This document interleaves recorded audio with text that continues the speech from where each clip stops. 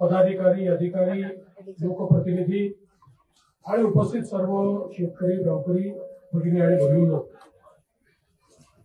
अतिशय मोठी अतिवृष्टी आपल्या महाराष्ट्रामध्ये आणि विशेषतः मराठवाड्याच्या भागामध्ये झाली।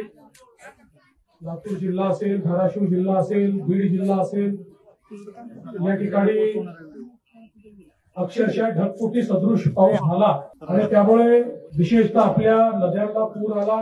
त्याचं पाणी आसपासच्या शेतीमध्ये शिरलं, पिकांचं नुकसान झालं, जमीन खरडून गेली, गावामध्ये पाणी शिरलं, लोकांचं घरातलं धान्य, त्या ठिकाणी घरातल्या वस्तू याचं नुकसान झालं, बऱ्याच ठिकाणी व्यापाऱ्यांचं देखील नुकसान झालं।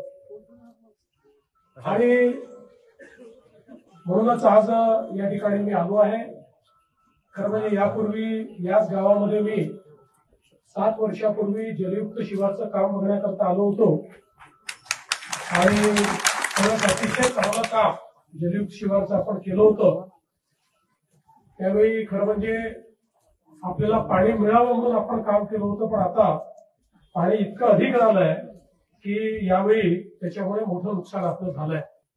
आणि म्हणून शासन म्हणून मी आपल्याला या निमित्ताने आश्वस्त करतो की सगळे निकष बाजूला ठेवून आम्ही सर्व शेतकऱ्यांना सरसकट मदत करणार आहोत आणि जेवढी वाढीव मदत आम्हाला करता येईल ती करण्याचा आमचा प्रयत्न असेल।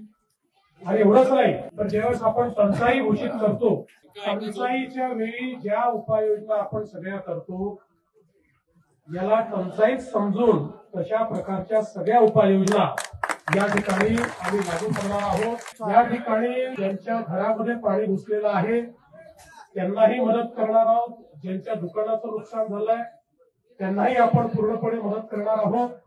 आणि केवळ या ठिकाणी आपली घोषणा नाही तर कालच पहिला हप्ता 2300 कोटी रुपयाचा आपण रिलीज देखील केलेला आहे।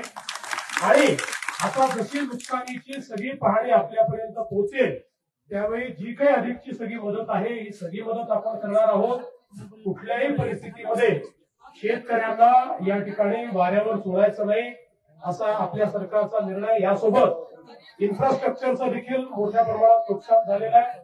विशेषतः या गावची जी मागणी आहे की 2 गावांना जोडणारा आपल्याला जो पूल या ठिकाणी करायचा आहे, मी आजच घोषणा करतो की या पुलाला आम्ही मान्यता देऊ, या ठिकाणी येणाऱ्या रस्त्याला देखील आम्ही मान्यता देऊ, तो रस्ता देखील जो आहे त्यालाही आम्ही मान्यता देऊ आणि सगळ्या पद्धतीनं हे जे काही इन्फ्रास्ट्रक्चरचं काम आहे हे काम देखील या ठिकाणी आम्ही पूर्ण करू।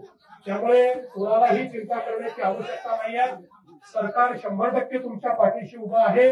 सरकार योग्य अशा प्रकारची भूमिका यामध्ये घेईल आणि ज्या काही मागण्या समोर आलेल्या आहेत त्या मागण्या निश्चितपणे आपण पूर्ण करू।